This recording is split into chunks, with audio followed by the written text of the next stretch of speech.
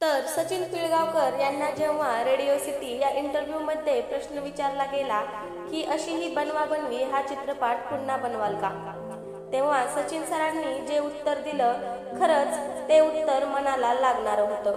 सचिन सरांनी सांगितलं की ते आता शक्यच नाही, कारण ते म्हणाले लक्षा नाही आणि त्याच्याशिवाय हे शक्यही नाही आणि त्याच्याशिवाय नाही बनवू शकत.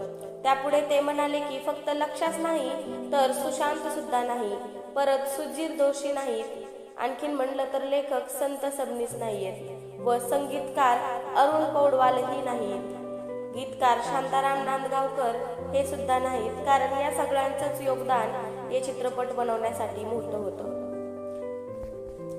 ते नाहीत तर कसं काय पुढे जाणार.